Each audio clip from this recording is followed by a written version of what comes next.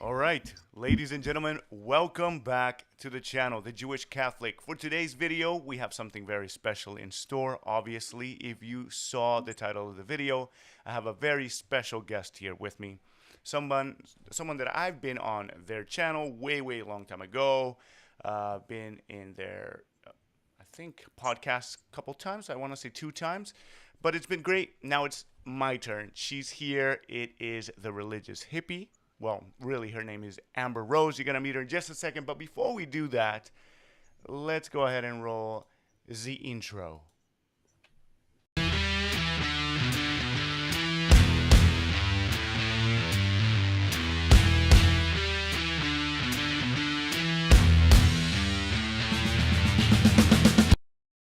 That's quick. Look how fast we are back. And I think it's time for us to go ahead and bring Amber Rose. Amber, hello. Hello, thank you for having me. Thank you for being here. It's an honor to have you.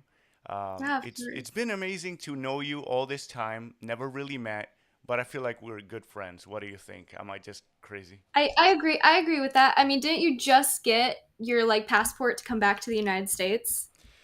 Not the passport itself. We just have the ability finally to travel without the restrictions we used to have. Gotcha.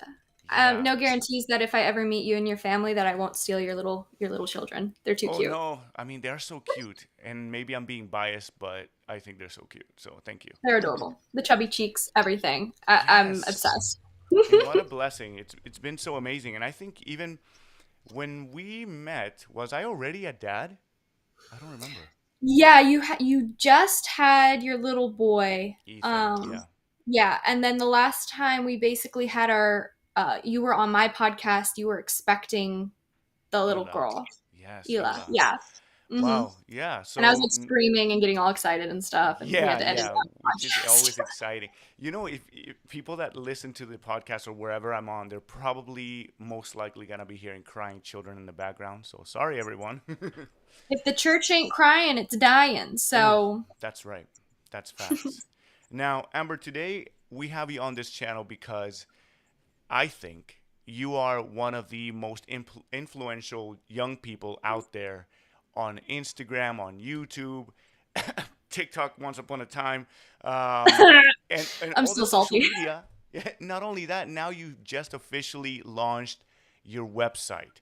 So I know that a lot of people like to link up at the end of the video, but could you just go ahead, since this is all about social media and being a content creator, can you go ahead and tell everybody where they can find you so we can go from there? And we'll do it in the end, but just for the Yeah. beginning also. The main spot, the anchor of where you can find me, like we like to call it, is my website, which is the religious hippie, HIPPIE.com. You can find a whole bunch of information on me on there, along with links to all of my social media. But some of my most popular social media is obviously my Instagram, my YouTube. I'm also on Twitter, and I have two Facebook groups. I also have a podcast. You have a lot of things. Yeah, it's, I it's don't hard know to how keep it. you do it. I don't either. Yeah, I mean, social media is definitely a struggle for me personally. I think the only things I have is just YouTube and Instagram. I thought about TikTok once upon a time, and then, I mean, we're gonna get into the story about your situation. Uh, but when I I saw love what that. happened, I'm like, I probably shouldn't get involved in TikTok. It's not gonna be good for me. It's a So toxic. let's go ahead and dive into the topic of the day. Again, today, everyone, we're going to be talking about being a creative in the Catholic slash social media world. Specifically Catholic because it's going to be very different from a lot of creatives out there. If you like creating content, whether it be photography, whether it be doing things on Instagram or TikTok or any other social media platform, there are some great things that come with it, and there are some struggles that come along with that too. So, today, to begin, I want to ask you, Amber, how did you even begin getting into social media? Did you just like come into the world as a Catholic YouTuber, Instagrammer just all of a sudden, or was it a journey for you? No, it's definitely a journey. I my experience with social media started when I was about 15 or 16, and I got my first smartphone. I didn't want it, actually. Shocking. As a teenager, I did not want a smartphone. I loved Interesting. my flip phone. I was in love with my flip phone. It was one of those cool ones that slid up and had a keyboard. It was Yep. pink. I loved it. I did not want a smartphone. I thought they were too complicated. I didn't like the fact that like there were no actual physical buttons. It was all like touchscreen. I don't know. And around that time is when like social media actually started taking a foothold. Like YouTube started becoming more popular. Instagram just started around that time, along with a couple other social media apps. TikTok wasn't invented at that time. At that time, it was like Musically or something. It was or Dub Smash. It's a bunch of different Dub things. smash. Yeah, that was old. That was like when I was like 16 or 17. That was fun. It was basically the same concept, it just had a different name. And then from Dub Smash, it went to Musically, and then Musically to TikTok. But before all of that, Dub Smash was Vine, I believe. I don't know. Anyways, Hmm. so I got started that way, but I got started in the secular way of following models and following people I probably shouldn't have been following. Um, but when I came back into my faith, who I followed and what I posted all changed because obviously when we're called into the faith, we are called to change. And so I was a revert. I fell away for 8 years. So when I did come back, I realized I was kind of alone. I didn't really have any friends who were reverts or who were really Catholic at the time. A lot of them were, Catholic. And so I felt like I was kind of alone with how I felt. I didn't have a group, a support group, or anything on guiding me on this journey. And so I figured there must be some other people who are my age out there struggling with the exact same thing. Because of the fact that I didn't see any young adults talking about Catholicism on YouTube, it was like not to diss on Scott Hahn or Catholic Answers or anything, but these are all like grown men with beards. Yes. Oh my goodness gracious. I'm sorry. I gotta pause you there. This is Yeah. this is so true, and I wanna go back to it because I want you to keep going on your story. But I think it's really, really interesting that you brought that up because one of the things that I noticed when I started learning about Catholicism, it was basically everybody who was a couple of generations older. And I'm not young, as you said. I mean, I am young, but I'm like a father of two already. So time is flying. And I'm like, man, where are the young people at? And then I found your content. I found Vanessa from that Catholic girl, that Oh, one she's good. Catholic. Yeah, I found Gabriel and Clyde, and that's when things I'm like, okay, okay, it's not that old. Anyway, I'll let you continue in your story. No, you're fine. But yeah, it's totally like that. I mean, I wasn't affiliated in the Catholic community for long enough to actually find a Catholic community. So obviously, when you're first researching the faith and stuff, the people that pop up are usually like middle-aged grown men. And so I was like, but where's all the young people? And so I found Lizzie's answers, but I found her take on certain things to be very, I know she struggles with a lot of mental health issues, and I really loved her stuff, but I wanted more variety, more opinions, more ideas on how to explain the faith. Yeah. And so I started looking around, couldn't really find anyone. And I was like, well, looks like a job for me then. And Yeah. just take on that role, I guess. Mm. Um, it started on TikTok originally. I just posted Really? like a video of me and my rosary and some Chick-fil-A because Nice. who doesn't love that? Yep. Yep. And that one went semi-viral, but I started gaining followers, like a big amount of followers overnight. It was like thousands overnight. And Wow. so I was like, okay, that's interesting. Like TikTok, because on originally on TikTok, I posted like secular random videos that Hmm. just lip syncing to stuff, and they never really took off. Mm. Um, but then as soon as I started posting about Catholicism and pro life stuff, they started taking off, and so I was like, interesting. So I kept doing it, kept growing. So I moved on to Instagram as a platform, and then from Instagram, I moved on to YouTube, from YouTube to Twitter, from Twitter to Facebook, and then Facebook groups to my podcast, and then my podcast to now my official website. Hey, wow. That is so wild. And I think it's so cool how when you began, it's, in the secular world that we live in, um, it wasn't even moving, right? Your account wasn't really growing. It wasn't until that Chick-fil-A and Rosary combination that just kind of did the trick. And It's definitely the Chick-fil-A. definitely the Chick-fil-A. But I think it's awesome that it was something so simple, but it just goes to show the fact that there are people out there Catholics. I mean, there's, what is it, 2.1 billion Catholics in the world or something? Yeah, something like It's that. crazy, yeah. Uh, but it just goes to show that there is a generation out there of young Catholics that are involved in the media world, in the social media world, and they're looking for content, but there aren't enough creatives. And Yeah. this leads me to my second question, or just piece of conversation that I wanted to dive into. You already spoke about some of the people that you saw and weren't necessarily what you were looking for. But I want, if you could, share who were the first either Instagrammers or YouTubers or TikTokers, any media Catholic that you were like, oh, I really like this content, and that kind of became some of maybe inspiration. Yeah, I would have to say one of the first people, which is going to come to no surprise to anybody, is Father Mike Schmitz. Mm, As a young adult, he was just everywhere on my social media. Did you know he's 50 years old? get out of here. Yeah, he does No not look way. 50. He looks like he's 30. Wow.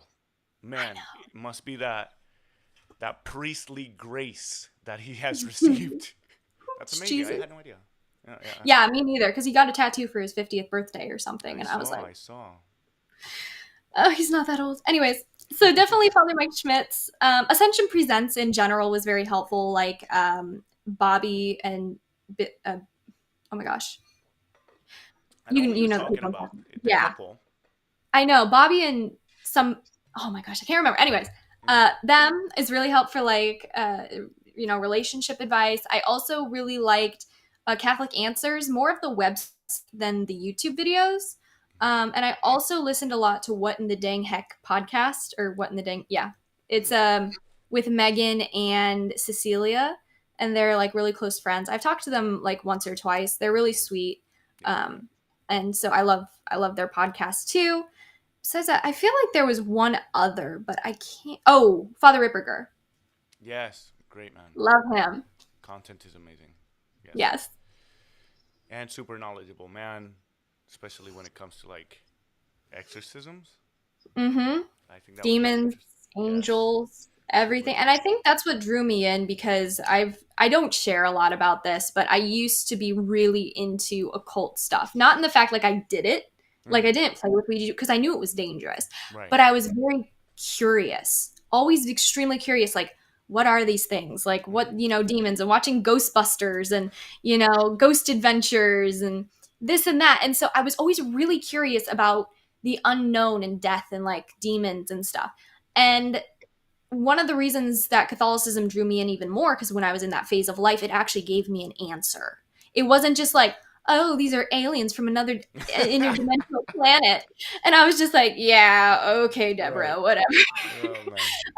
It actually gave us an answer of who they are, where they came from, what their goals are, what Mm, they try to do to us. And it also gives us solutions, which what I was looking for. Because in whatever the social media ghost world, as you can call it, they're like, oh, just sage your house and do this and do that, or I'm like, yeah, that's gonna help if you don't like. What are you gonna do? Say some prayers? Like, okay, mm-hmm. like just sage your house, smoke them out? No.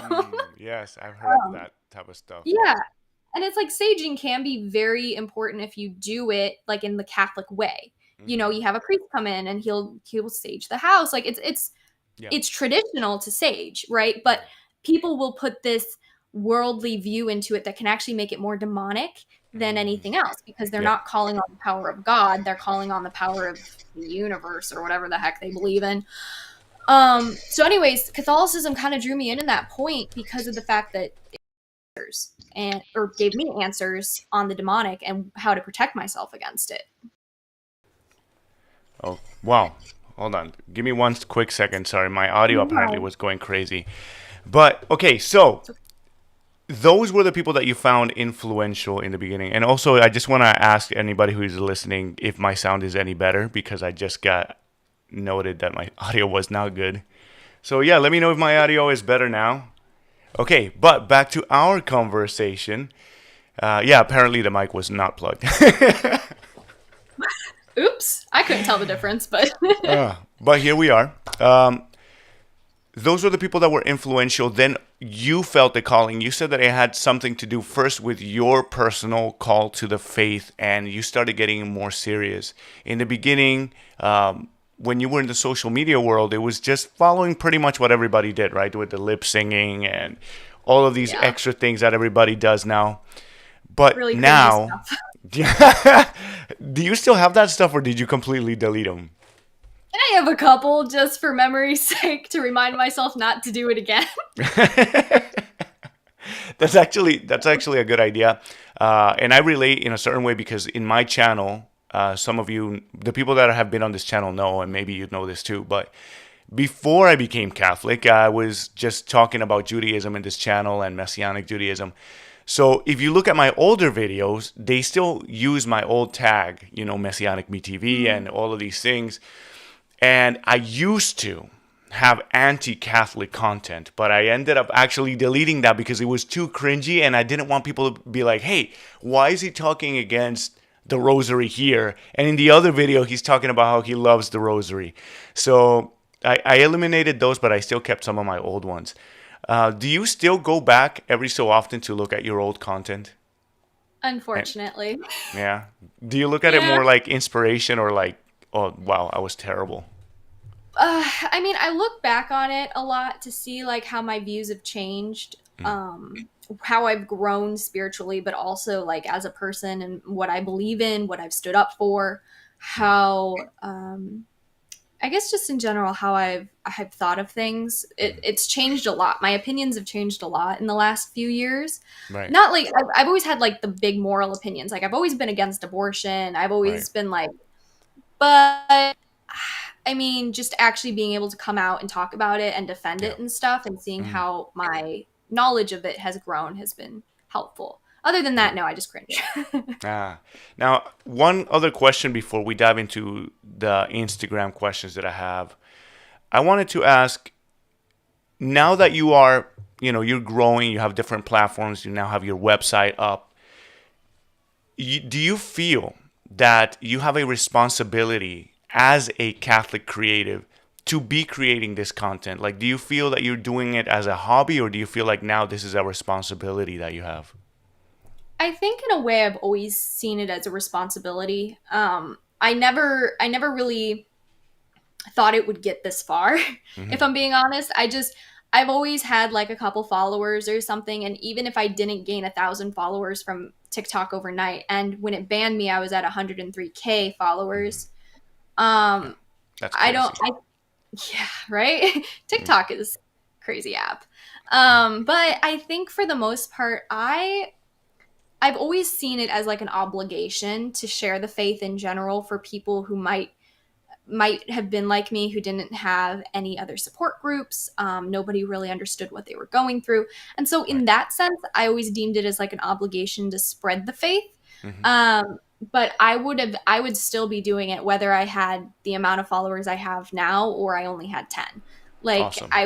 because I think one of the things we really do need to think about, I forget which saint said this, but basically, we need to constantly be thinking about the souls that we can get into heaven. Like, we constantly need to be Yeah. thinking about the conversion of souls. And even if we convert one soul, like, that is amazing. And so, Right. even if I were to convert like one person out of those 10 that followed me, I would have accepted that and been fine with it.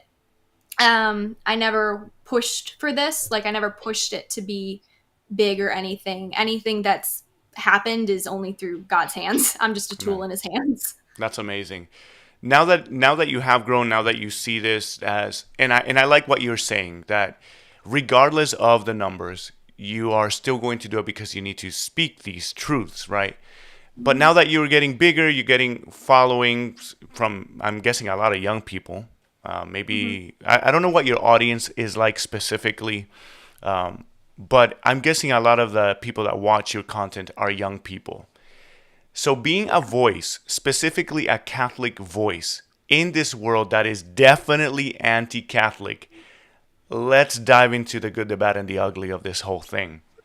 What are some of the things that you find the most challenging as a creative Catholic? Oh my goodness. Not getting into social media arguments. Mm, Honestly, all the time. And I always tell Kayla this, like Kayla Richardson. I don't know if you've had her on your show. maybe I have to see. She's Maybe I did. Did I? No, probably not. Go ahead. she's the Mormon convert. She converted from Mormonism to Catholicism. And I had her on my podcast not too long ago to talk about all of that. And I tell her, I'm like, stop getting into internet fights. And she's like, no. So, for the most part though, like I'm not I really don't like conflict in general, so I don't engage. But every now and then somebody will like try to attack me personally with like ad hominem attacks Yeah. or straw man arguments or whatever they might try to come up with. And it just like hits a nerve or something. And Mm. I'm just like, I have to why? respond. And I'm just Yeah. like, well, first of all, okay, Ding ding ding let's look ding. at your Fight. profile picture. Oh no. I've done that. And like I'm Oh. not proud of it, but I Yeah, am yeah. saying like I am human and Hmm. if somebody attacks me, I think people started attacking me because of a dress I wore at this banquet that was like Mm. above my knees and people Yeah, were yeah. like some Catholic you are and I was just like Uh, how is like I understand like not like dresses above the knees if it was like a yeah. spaghetti strap or something but it had a cover. Right, right. It was a modest dress. But Right. people like to nitpick. And so Of people course. nitpicking were like, it's just, ugh, it drives me crazy. And so I would have to say, not engaging in internet fights. I get you. I really do. Now, for me specifically, most of the situations that I face, you already know this, and I hate that I have to talk about it all the time, but it's people that are like, how can you be Jewish and Catholic? Because they don't understand what it Mhm. means. But I get a lot of comments from that. I get people that are Jewish, people that don't believe in Yeshua, Jesus, and then they attack me. They're saying, "What? How can you believe in Jesus?" Blah blah blah. So I get attacked from these type of folks.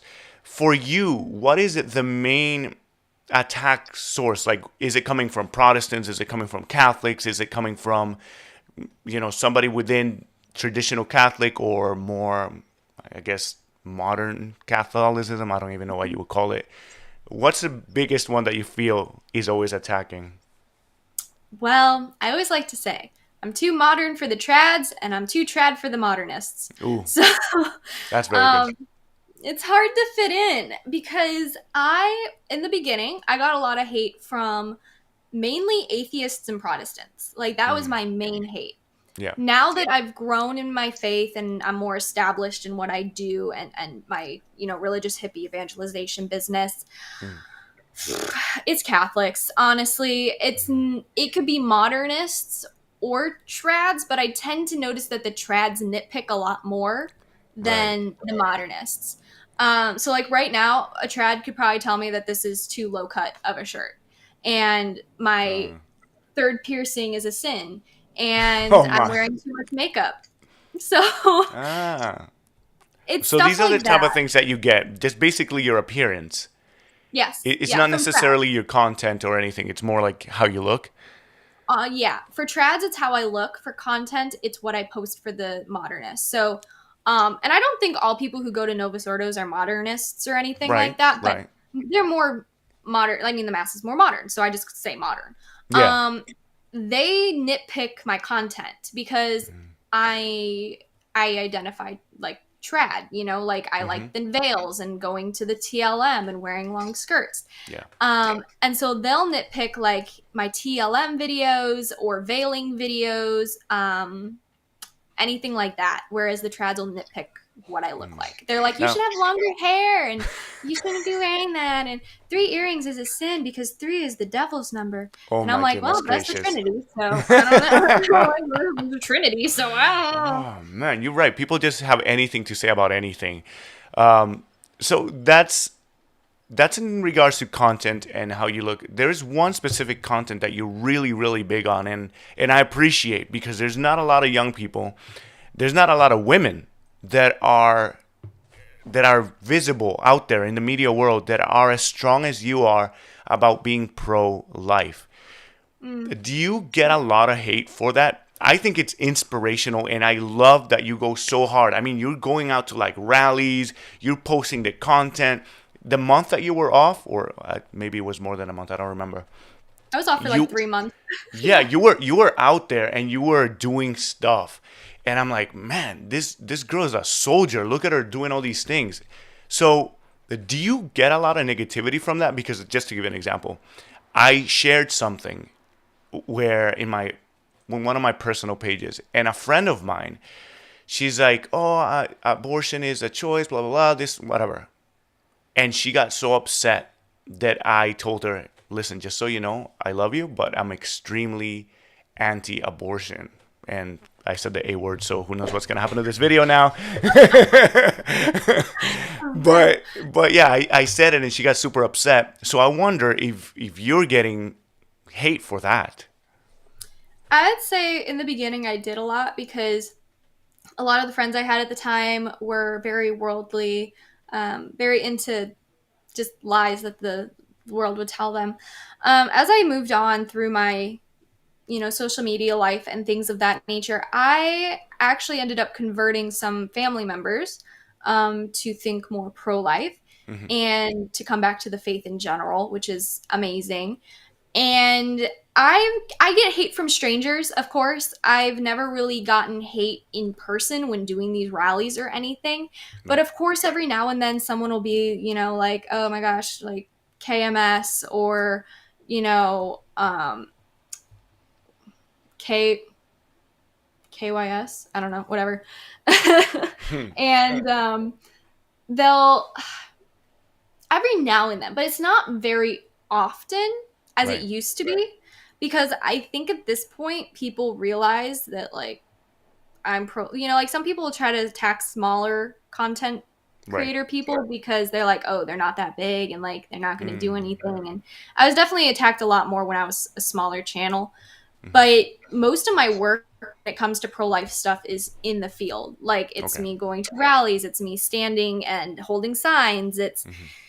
it's a bunch of that stuff, and I don't usually engage with the what is it, the people that bring the, oh my gosh, what are they called, whenever Pro the chick. escorts, of Ah. course, the escorts, the people that will escort the women into the Planned Parenthood and stuff Yeah. like that. I usually try not to engage. I'm usually more into like just being a presence there Yeah. and praying. I Yep. have friends though who do sidewalk counseling and do all of that, and that's Hmm. amazing. Hmm. But mentally, I can't do it. Yeah, I feel you. I just cry. So I'm like, Yeah. as long as I'm doing something though. Yeah. And I think that goes back to the whole point of even this social media thing is the fact that we're doing something for the kingdom, trying to spread the good news of the gospel, spreading the truth of Catholicism, defending the faith. And that's one of the things that I actually do like a lot about your channel and your content. And you mentioned this before that you were looking for variety. You wanted more Catholic content. So I'm sure there are people out there who are also like, I want more Catholic content. Of course, yours is great, but what if you want other voices? What if you're a young man and you want to see the perspective of men? So I guess what I'm leading up to is, what do you recommend or what advice would you give somebody who has thought about getting into the social media space, getting into making YouTube videos as a Catholic? What advice would you give a person like that? I think it's amazing and they totally should. But because we obviously need more. But I also think it's important to make sure you're called to it because this Mm-hmm. isn't just something you wake up and decide you do. This is something you need to pray about. This is something you need to really ask God if this is what He wants for you. Of course, you can always post about it, but to actually become like a Catholic content creator, you need to really be knowledgeable on the faith and make sure you're Oh, not trying, but you're not going to lead people astray. Whether that's, just by ignorance or whatever, it's really important to know the faith. And also, I've seen time and time again where people will become Catholic content creators, but then they stop because they're doing it for the wrong reasons. They're looking for a following, they're looking for attention, they're looking for um, people to recognize what they're doing. mm-hmm. And I understand that it can be frustrating if you're putting all this time and effort into content and you're only getting like a couple views or something. But Right. we need to remember that we're not doing it for the views or the amount of following we get out of it. We shouldn't be going into it wanting that. We should be going into it to spread the word of God and for God. And I think a lot of the times they fall off because they're doing it for the wrong reasons. Hmm. They're like, oh, I'm not getting enough views. I'm not getting enough subscribers. And I've seen that time and time again where I'm like, no, I really liked your videos. Come back, you know? And they're just like, sorry, I don't have time for this because I'm not getting the following I want. And I'm like, Yep. darn. Oh man, that is tough. I think you hit three of the major points that a lot of people don't consider. I think it's so funny that when people think about YouTube and nowadays, if you look at other YouTube creators, not Catholic, and they get a lot of questions from people that want to start channels, they always say, just start making your content. Just do it. Just get a camera. It doesn't matter if you have the equipment or not. Just start filming. And it's interesting that for the secular world, it's like, do it. But Just do it. yeah, just do it. But then I come to you and then you give me three amazing points. Even actually, I didn't even think of that specifically. But I want to reiterate them for people that are listening. If you want to be a Catholic content creator, according to Amber Rose, three major things. Number one, you need to be prayerful about it. This is not just something you do. This is so important. You don't just do it. You need to pray first and then do it. If God is actually calling you to do it. So I think that's a really good important point. The other one that you gave is being knowledgeable in the faith. And I think that's so important because I'm sure you get a lot of people testing your knowledge. Am I right about that? And most of the time, I just send them, Catholic answer links because I get the same questions over and over again. I'm like, okay, either I'm going to copy and paste my same answers or just Yeah. look at this. Yeah, I mean, I'll be honest. I have done the same thing, like just copy and paste answers that I have. I actually have a section within my phone with notes that are the questions that everybody asks me. And I just That's put smart. like, yeah, just copy paste because it's like you're saying, it's usually a lot of the same questions. And it's because, when you get new followers, they don't know that you've answered these questions. So I understand. But as a creative, you feel like, oh my goodness, here's this question again. Like somebody says, Catholics worship Mary. How many millions of times do we have to hear this one? Like, man, come on. The Well, last also, I reason, think because, oh, also, just sorry not to cut you off, but yeah, also because of the fact that I think I'm super busy with what I do. It's like as much as I would love to explain to each and every individual person who DMs me, which I get like at least 60 DMs a week. yeah, It's a that's lot. crazy. That, on top of like emails, and that's just on Instagram, like also emails.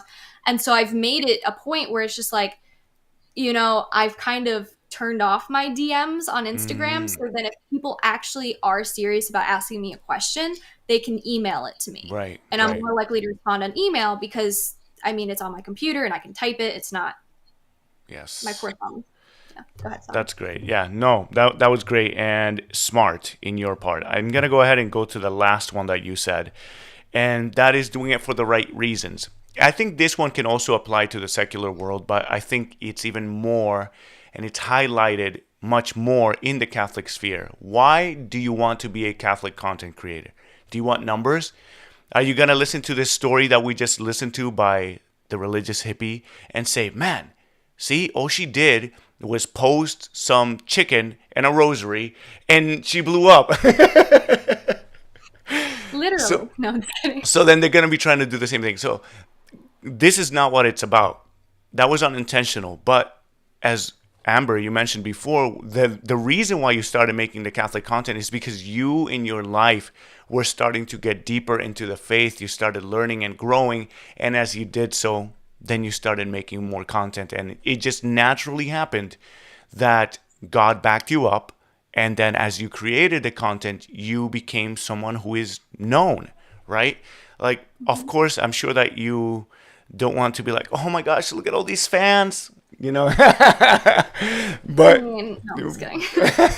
but you have a voice, right? You have a voice that a lot of people want to listen to. They want to listen to what you have to say, especially as a Catholic content creator. I do have just a few questions. I don't want to take too much of your time, Amber, but I did have some questions from some folks on Instagram. Let me see if I I'm ready. actually, let's see. They said, why do you worship Mary? I'm just kidding.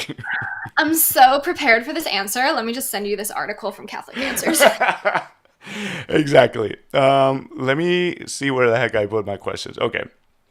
So I'm only going to go over a couple, but this first one is how do you deal with, this is actually interesting. How do you deal with or overcome woke culture issues? How do you overcome that? Oh, Like, do you get I spent involved a, in everything? Do you feel like, you know not what's getting really. pushed now? I know what's getting pushed, and I do get involved in a lot of stuff, except I try to stay away from politics as much as possible because Mm, I think a lot of people treat politics as a god, and I'm not the biggest fan of that. And so mm, I will voice my opinion depending on like if it's a pro-life matter or if it's a Christian value matter. So right. like obviously Biden supports, you know, can I say it? The A Can I word? I don't even Yeah, know. the A word. And so obviously I'm going to speak out against that. But then there's just like a bunch of things that I nitpick. I nitpick Mhm. on certain issues. When Right. it comes to what's happening in schools with kids and the Yes. LGBTQ community, stuff like that, I am Hmm. very outspoken about that. Mm. I will constantly defend the faith and why this is like a travesty and grooming. It's grooming Yes. children. It's creepy. Um, yeah, very. They just had a drag queen show for Mother's Day, or no, I sorry, Cinco de Mayo or whatever. Whatever yes, was I just saw that. yesterday. It was Yeah. insane. It's disgusting. Yeah. So I speak Mm. out against that a lot. But when it comes to how I handle it, I spend a lot of time in adoration. And then I just Ooh, like, I just like dump on Jesus. And I'm like, this happened and this happened. And I can't believe that this happened. And I don't know what's happening here. And, and it goes from that to like, so anyway, how's your night going? And ah, it's yes. great. Mm. But honestly, I think it's really helpful in adoration to just Jesus already knows what's on your heart before you even enter the door. You Yeah. know, he knows what's on your heart 24/7, Mm. and it just helps us to talk to him about it. But in Right. reality, he already knows, but he's just like, "Yeah, sit down, talk to me. Like what's happening? I already know, but you can tell Yeah. me again." You know. Yeah. It's Um good. I think that's a much better way to vent than going like on Twitter, for example, and just venting out all your thoughts. So that's actually a but like I genius haven't done that suggestion. too, but once in a while. All right, next one. You ready? Yeah. How to be more in line with Catholic doctrine and dogma. I'm assuming in regards to content, how do you make sure that it's in line? I mean, I guess you kind of spoke Again, about I it guess it's before. like yeah, I guess it just depends because you really have to again be make sure that you're knowledgeable on the faith. I wouldn't Right, post about something that I don't have knowledge about. And a lot right, of times when people ask me a question, I will specifically tell them I don't have enough knowledge on this topic. Let me do some research or I don't have an opinion because I don't have right, enough knowledge on this topic. right, And that's what I tell people because it's true. If I right. don't have a topic, like if I don't have knowledge on a topic, why would I talk about it? Yeah. Um, so if you want some good books, like Meeting the Protestant Challenge by Mhm. Catholic Answers and also The Essential Catholic Survival Guide are both good. Excellent. Now, this actually makes me ask my own question in regards to this. Like you said, when you don't have the answer, you're honest about it. I don't have the answer. But I feel that some people, there's two sides to this. Number one, the creative feels like I have to be the one who answers this question because they're asking me, so I have to give an answer. So to that person, would you just say don't give a reply, or would you say just be honest? What would you recommend to that creative who gets asked a question that they're not knowledgeable about? My go-to, if it's in person, my go-to is, "Hey, I don't know the answer to that really. Like I don't know the answer to that right now, but could I get Mm, your email or your phone number and I'll get back to you on that once I've done my own research?" mhm. Because in reality, there's going to be questions we don't know because we don't know Right, everything. There right. is so much information on Catholicism that we'll never be able to read it all in our lifetime. Yes, yes. And then And that's so, the other side. Oh, sorry. The other side of that, no, go if ahead. you can continue answering with this, is for the people that expect if you're a creative and you have so many numbers next to where it says followers, they assume that you're like this compendium of Catholic knowledge and that you can I'm not. answer everything. Yeah, and I feel, of course, none of us are. So, what do you have to say in regards to that and what people's perception is? A lot of the time people think that I had this one girl who texted me back in the day and she basically told me like um she shouldn't have to go to an article to read about something I should be able to explain to her. And I was like, okay, I understand you and I can explain it, but it would be more beneficial if you just read the article because I don't have time to explain it and I don't have time to send you all these documents and things. It's all Hmm. right in the article. Right. And she was just throwing this huge fit about it. And I've had other friends where in person they specifically asked me like questions about Mary and like why we think she's the queen of heaven. And I'm like, oh yeah, let me send you an article on that a little bit later. And they're like, well, why can't you just explain it now? I'm like, because it's not that easy. I Yeah. can't just explain to you in under 5 seconds why Mary is the queen of heaven. Obviously, it has to do with Jewish tradition and like Right. the queen mother and stuff. But it's really hard to go through all of that and make sure they understand it. And so Hmm. it's so much easier for them to be able to read it on their own time and do their own research That's off of right. an article that is Catholic approved. Yeah. So for those people, I highly suggest just have patience, understand that we're human too. We're not an Right. open encyclopedia or a Hmm. dictionary for Catholicism. A lot of Hmm. things we're still learning ourselves. Facts. Facts. And the last one that I'm gonna ask now, just because time is running short. Somebody, I think this is something that we already answered, but it's, is it necessary to have a depth in theology when you first start out? I mean, I guess you Honestly, mentioned you didn't need knowledge, but I guess they're saying theology specific. I don't know. honestly, I would say it depends on if you're man or woman. I'm going to be honest, I'm going to make it about the sexes because a man needs a more logical approach to things usually. A Hmm. woman, it's so easy for a woman to have faith because she trusts so easily. And so it's really hard for sometimes for men to approach the faith without theological research at first. Mm. Um, and so I would say that. And then from there, obviously, we need to be knowledgeable about theology. We don't need to be an apologetics person. We don't need to Hmm. get into that. But we do need to know about our faith. We do need to know the dogmas. We need to know why we believe it, not just what we believe, but Right. why. Hmm. Um, because why would we believe something if we don't know what it is, right? True. So, and there's some things where we're never going to really actually understand it till we get to heaven because they're mysteries, right? That's And right. that's a part of our faith is That's right. there's going to be mysteries we can't comprehend as humans.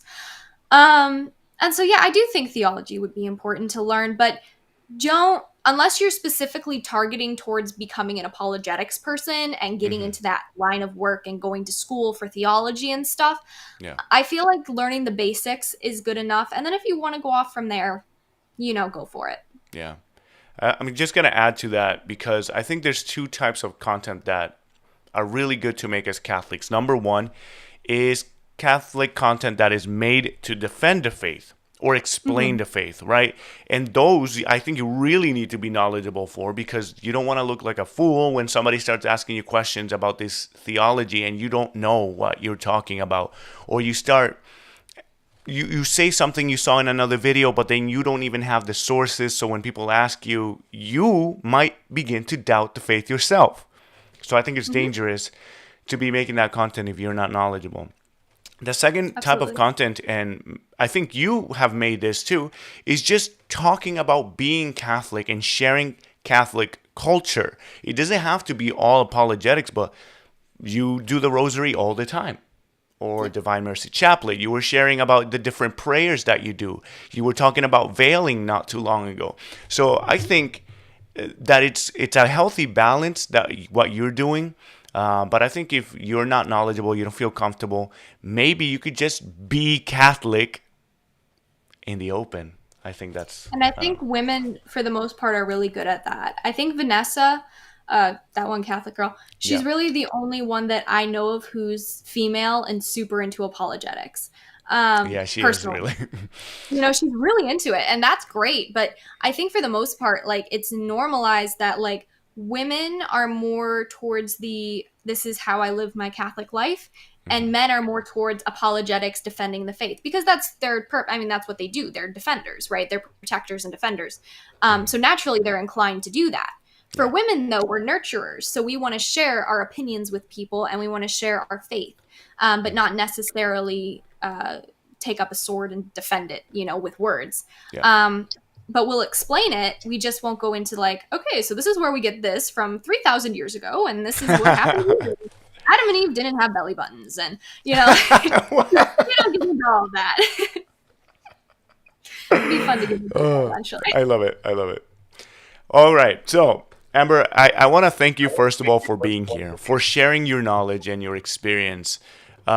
Before we close off, is there anything you would like to share in addition to, of course, you can add your links and how people can find you one more time, but anything that you would like to share at all, the floor is yours.